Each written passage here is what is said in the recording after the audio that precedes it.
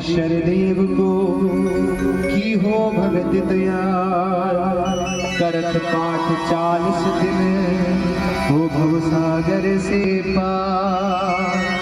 बोलिए सतदेव महाराज की, बोलिए हनुमान जी महाराज की, बोलिए सियावर रामचंद्र की।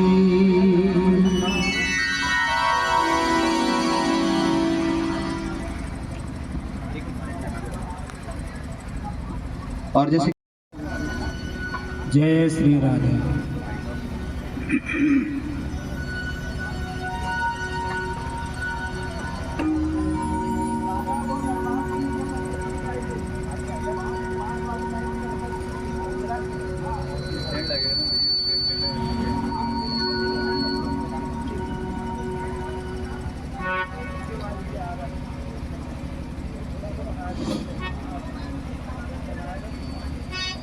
ओम गुरुर्ब्रह्मा गुरुर्विष्णु गुरुर्देवो महेश्वर गुरुर्साक्षात् परं ब्रह्म तस्मै श्री गुरुवे नमः।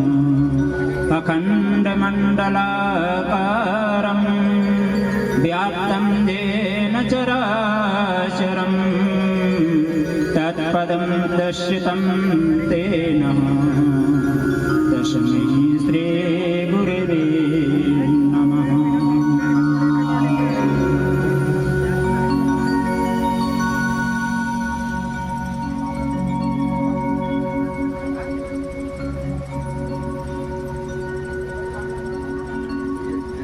अकार करुणाकार भगवान श्री शनिदेव की आसीन में अनुकंपा से यहाँ स्वयंभू सिद्धपीठ श्री शनि मंदिर गोस्वामी में प्रति वर्षा अनुसार इस वर्ष भी भगवान की कृपा से श्री शनिदेव भगवान की पावन कथा प्रारंभ होने जा रही है। इस पावन कथा में हमारा जितना प्रयास रहेगा कि आप लोगों को सविस्तार पूर्वक भगवान की कथाओं के बारे में समझा कर बता सके। उसके बाद में भी अगर किसी प्रकार की त्रुटि रह जाए तो उसे क्षमा करिएगा। यहाँ पर हमारे संगीत वाले भाइयों से भी आग्रह है कि वह हमें संगीत में अपना पूर्ण सहयोग प्रदान कर अनुग्रहित करें।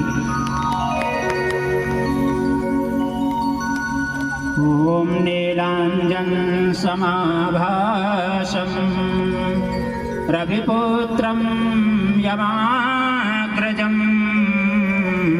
छायामार्तण्ड संभूतं तं नमामि शनैश्चरम्। ॐ प्रां प्रीं प्रौं सः सं शनैश्चराय नमः। वंदना सूर्यदेव के वंदना, सुवर्ण के वंदना, छाया की नंदना के बार बार वंदना।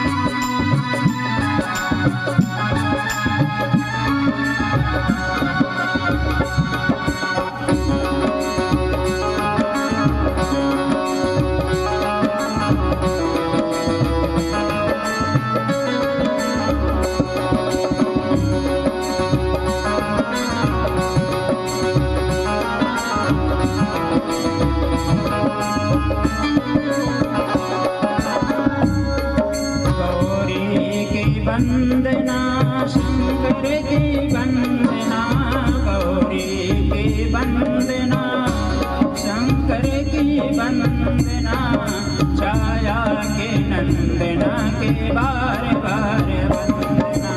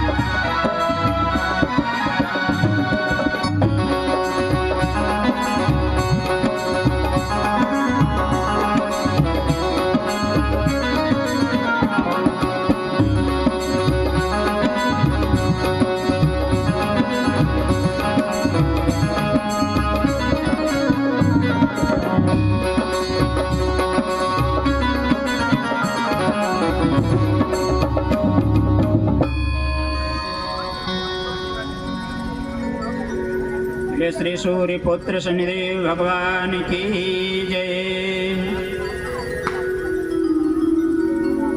श्री सूर्य पुत्र शनि भगवान की यह पावन कथा जिस समय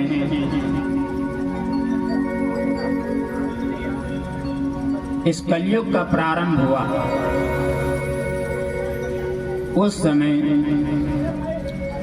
नैमिषारण्य में समस्त ऋषिगण एकत्रित होकर के आपस में यह विचार कर रहे थे कि यह कराल कलयुग प्रारंभ हो चुका है।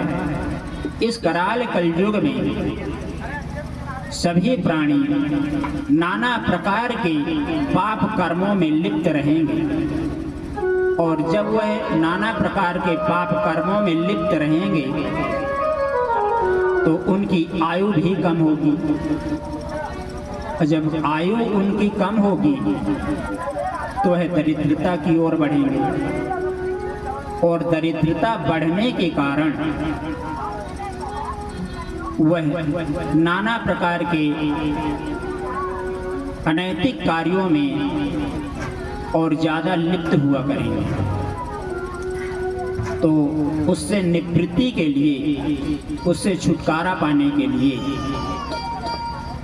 सभी ऋषिगण आपस में विचार कर रहे थे। उसी समय श्री सूत जी महाराज वहाँ पर पधारे तो श्री सूत जी महाराज को आया हुआ देख करके सभी ऋषिगण उनका स्वागत, वंदन, अभिनंदन किए, उनका पाद प्रक्षालन किए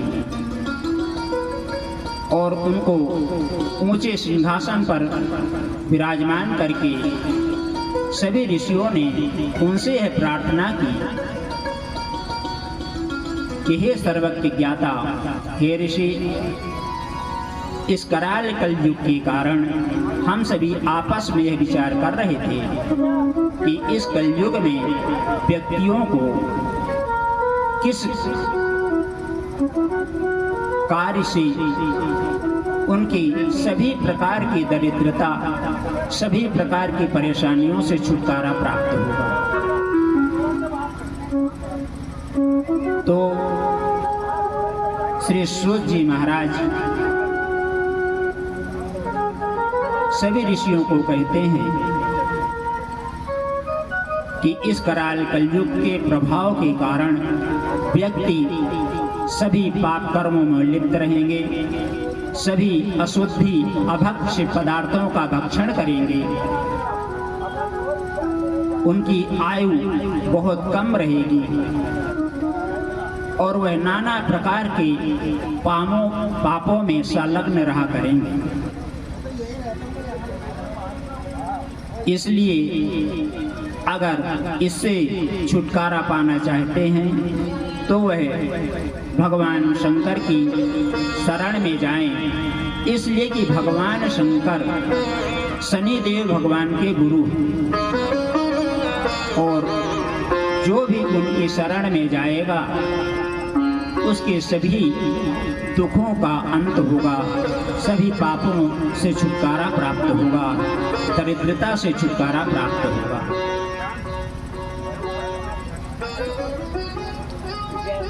इस प्रकार से समझाते हुए श्री सूत जी महाराज वहां से प्रस्थान कर गए।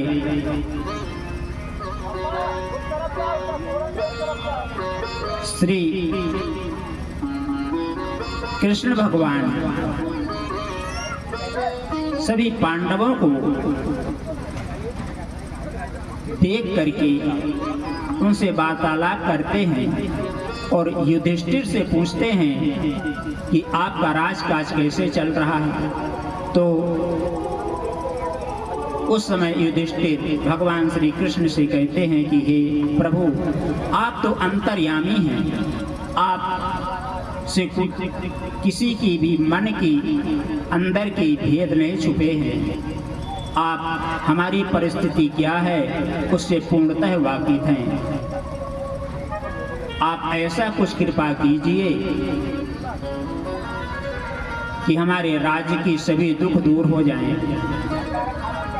तो भगवान श्री कृष्ण कहते हैं युधिष्ठिर से कि हे युधिष्ठिर, जो भी व्यक्ति शनिवार के दिन शंकर भगवान का व्रत रख करके, शनिवार के दिन शंकर भगवान का व्रत रख करके और भगवान शंकर की पूजन अर्चना करे, उसके बाद भगवान श्री शनिदेव भगवान का पूजन अर्चना करे, तो उसके सभी दुखों का अंत होगा। तो वह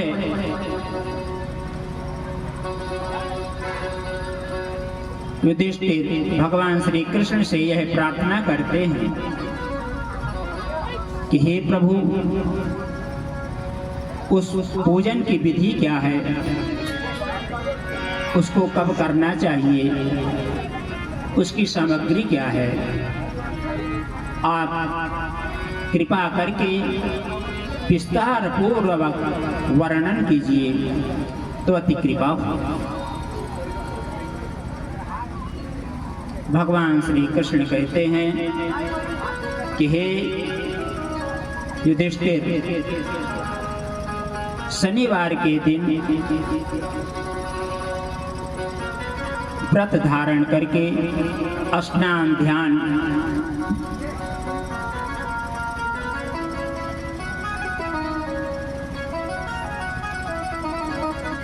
नित्य क्रियाकर्म से निवृत्त होकर के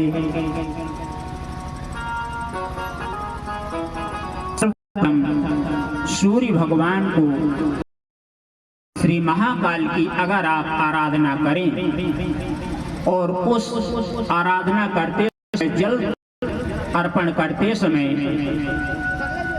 जलहरी से गिरता हुआ थोड़ा सा जल किसी अन्य पात्र में ले करके उसको घर पे आए, और जैसे ही शंकर भगवान की पूजन संपूर्ण हो जाए तो भगवान श्री शनिदेव की पूजन करें और श्री शनिदेव भगवान को जो सरसों का तेल या तिल्ली का तेल जो चढ़ाएं, तो चढ़े हुए तेल, भगवान का स्नान किया हुआ तेल अगर आप अपने घर पर थोड़ा सा ले करके आएं और भगवान का स्नान कराया हुआ जल में उस तेल को मिश्रण करके मिला करके अगर पूरे घर में व्यापार के स्थान पे अगर सींचन करते हैं, मार्जन करते हैं, तो आपके सभी दुख दूर हो जाते हैं, समस्त दारिद्र्य शांत हो जाते हैं और आप दिन दूना रात चौगुना आगे बढ़ेंगे।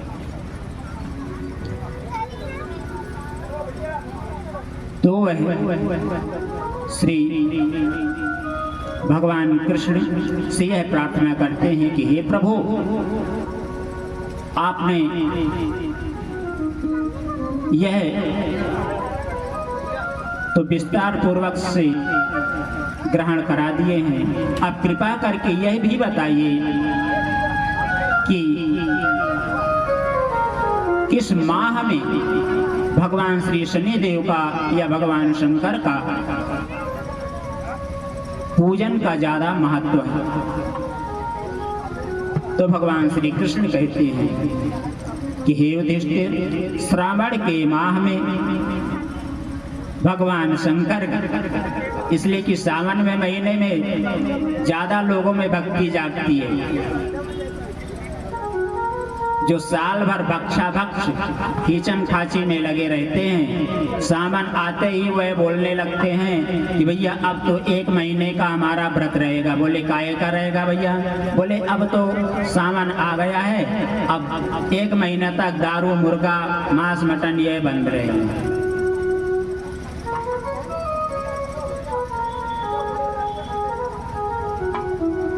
तो वह भगवान श्री कृष्ण कहते हैं कि श्रावण मास में अगर किसी को 7.5 या ढैया चल रही हो तो वह प्रति शनिवार को उपवास रखे और इस विधि से पूजन करे। और उसका भोग का भी महत्व है। जिस प्रकार से प्रथम शनिवार को उड़द का हलवा भोग लगाना चाहिए, दूसरे शनिवार को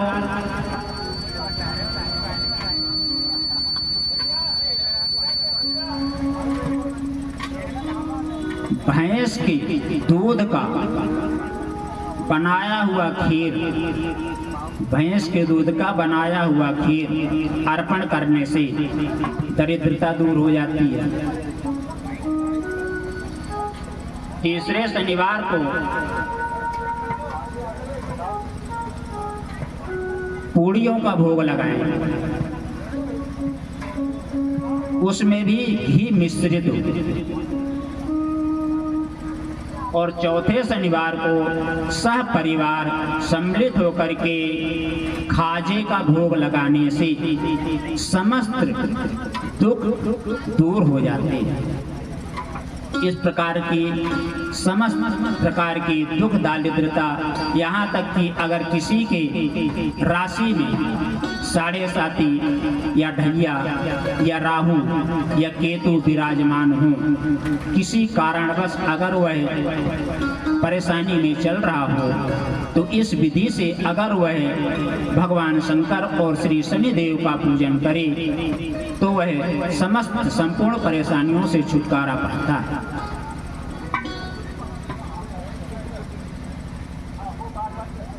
तो वह भगवान श्री कृष्ण के कथना अनुसार युधिष्ठिर ने इस व्रत को किया और जो युद्ध हुआ उसमें उन्होंने विजय प्राप्त किया। भगवान श्री शनिदेव की कृपा से ही पांडवों को विजय प्राप्त हुई। जिस प्रकार से उज्जैनी के श्री महाराज विक्रमादित्य की एक कथा है कि एक बार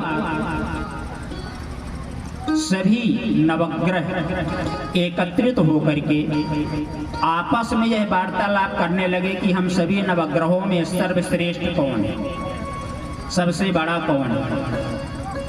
तो एक दूसरे को सभी पछाड़ने लगे कि हम बड़े हैं, हम बड़े हैं। कोई एक दूसरे को मानने को ही तैयार नहीं कि भैया आप बड़े हैं।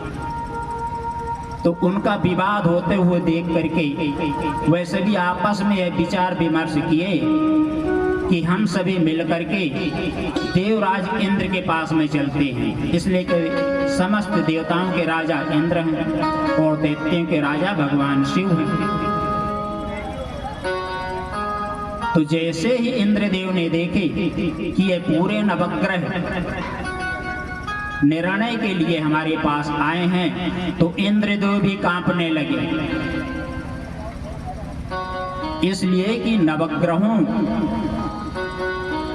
को इतना पावर है कि वह किसी भी राशि में विराजमान होकर के उसको न्याय दे सकते हैं, दंड दे सकते हैं।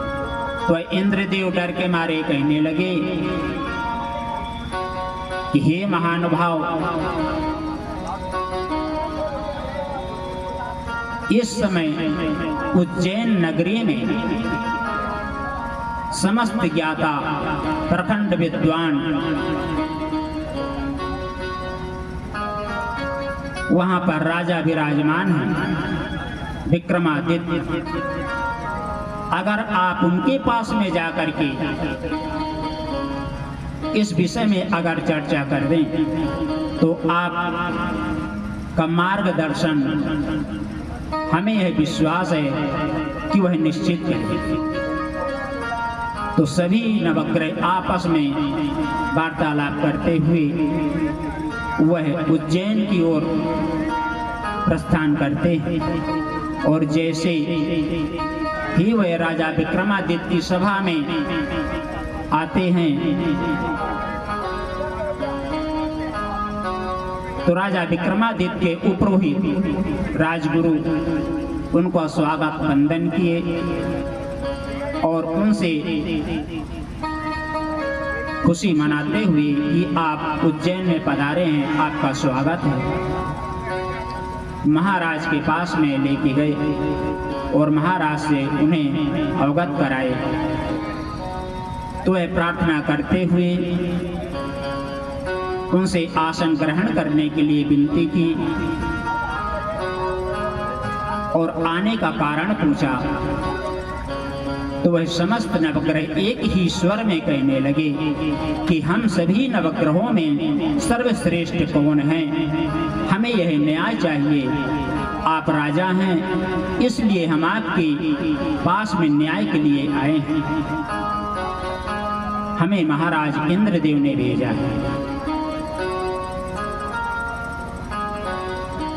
इतनी सी बातें सुनकर के थोड़ी देर के लिए तो वह राजा भी कांपने लगा, लेकिन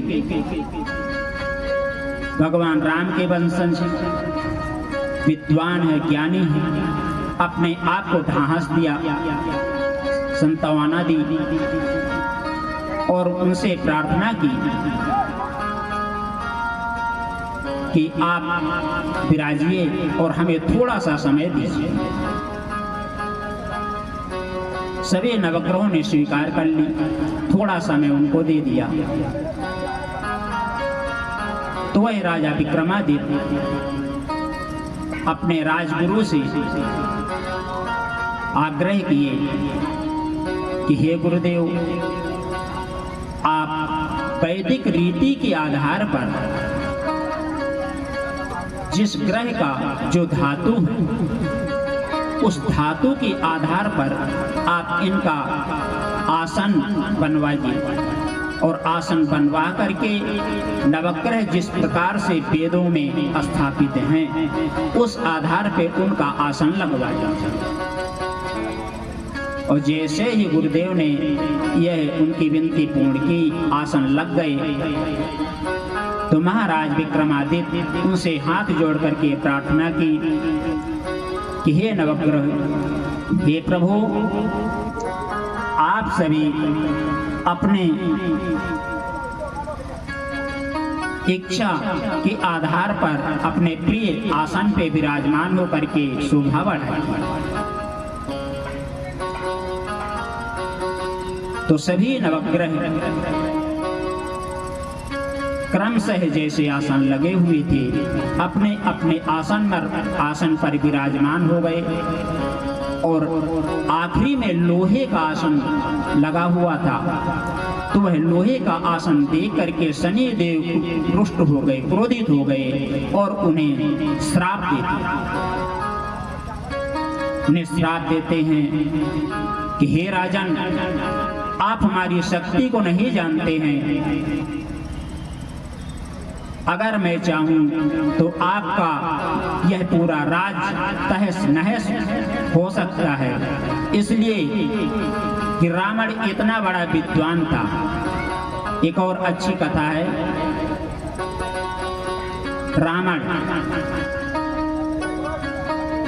रावण इतना विद्वान था, इतना ताकतवर था कि वह शनि भगवान को उल्टा अपने दरवाजे पे लटका के रखा रहता था। और आज के महाज्ञानी लोग ऐसे हैं कि रावण की जैसे संज्ञा अपने आप को देते हैं। उनके कई घरों में आप अगर जाकर के देखेंगे तो दरवाजे पे काला पुतला उल्टा लटका हुआ रहता है। वो ज्ञानियों को यह नहीं पता है कि उल्टा लटकने के कारण आज लंका तहस नहस हो गई थी। तो हमें यह गलती नहीं करना चाहिए, लेकिन ऐसा लोग करते हैं, जबकि यह उचित नहीं। अगर किसी के लिए भला नहीं कर सकते हो तो बुरा तो मत करो।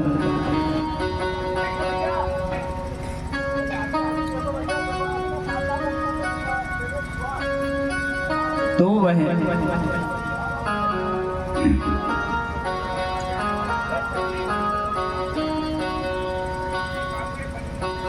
राजा को श्राप देते हुए वे कहते हैं कि आज से आपके ऊपर ढैया प्रारंभ होती है। इतना कह करके वह शनिदेव अंतर ध्यान हो जाते हैं। सभी नवग्रह वहां से अपने अपने स्थान को चले जाते हैं और उसके कुछ ही समय बाद सेठानी का 9 लखा हार टंगा हुआ है खूंटी में। तो राजा भोजन करते हुए देख रहा है कि वह खूंटी उस 9 लखे हार को निगल रही है। और जब वह भोजन करके आराम करने लगा, उसके बाद में जब वह सेठानी उस कमरे में गई, देखती है कि वहां पर हार नहीं है, तो आकर के सेठ जी से बताती है कि आपका यह मेहमान हमारा 9 लखा हार गायब कर दिया है, चोरी कर लिया है। तो वह राजा के पास में आकर के कहते हैं कि आपने हमारा 9 लखा हार लिया है। तो वह राजा कहता है कि भैया हमारे पास तो कुछ भी नहीं है। सेठ को विश्वास नहीं हुआ। सेठ ने राजा उसके राज्य के राजा के पास में शिकायत की। सिपाही लोग आए और उस राजा को लेकर के गए और उसको राजा ने दंड दिया कि इसके ये दोनों हाथ और दोनों पांव को काट करके इसको चौरंगिया बना दिया। उसको चौरंगिया बना करके चौराहे पे ले जाकर के छोड़ दिया गया। तो वहां भूखा प्यासा वह पीड़ित एक तेली की नजर उस पे पड़ गई, इसलिए कि तेली को चाहिए कि कोल्हू हाँकने वाला उसको चलते आए या ना आए, कोल्हू के ऊपर बैठ जाए और बैलों को हट हट हट हट करता रहे। वह तेली बहुत प्रसन्न हुआ कि हमको तो फ्री फोकट में 2 रोटी देने से नौकर मिल जाएगा, और जा करके उससे प्रार्थना करता है कि हे भैया चौरंगी लाल, अगर आप हमारे पास रह करके अगर आप कोल्हू हाँकेंगे तो हम आपको दोनों समय की रोटी दे देंगे, 2 टाइम की रोटी।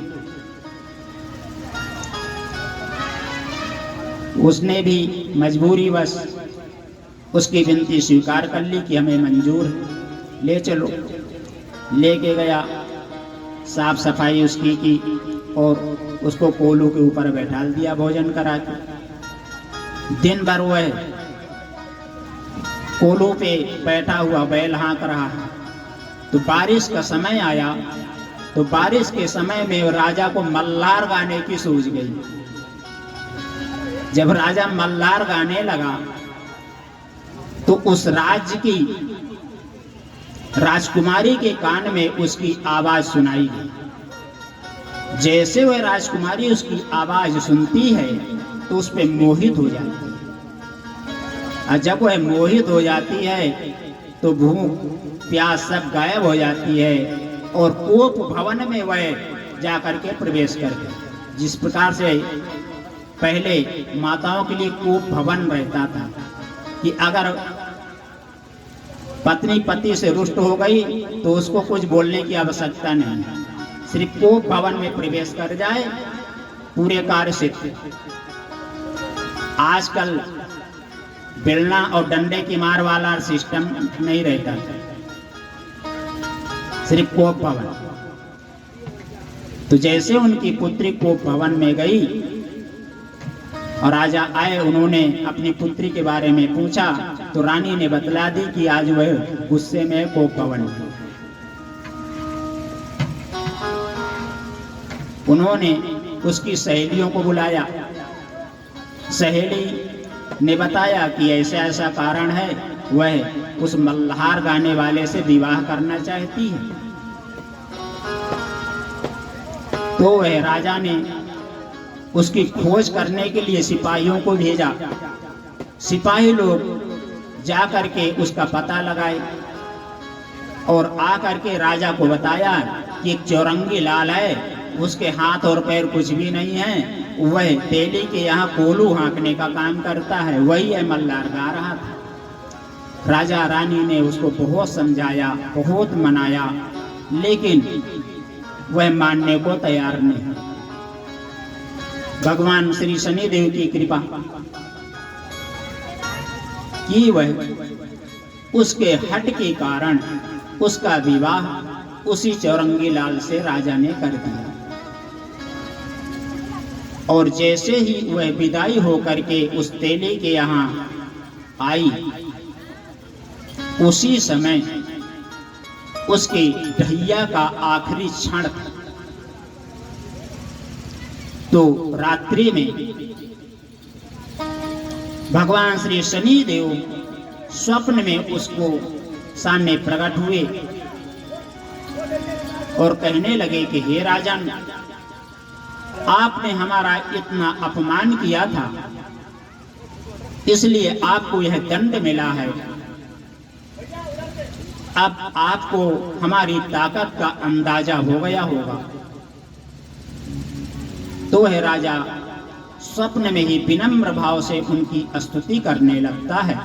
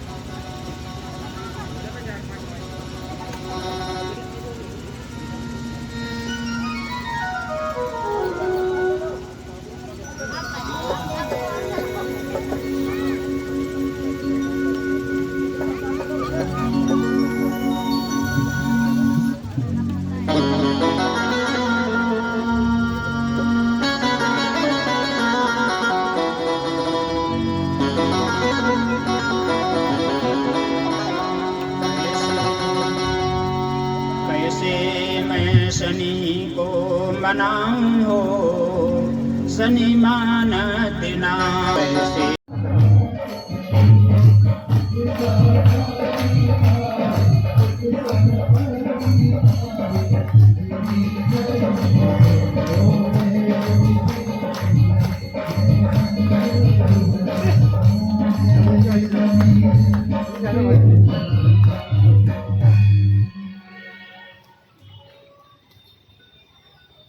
बोले श्री गणेश भगवान की जय।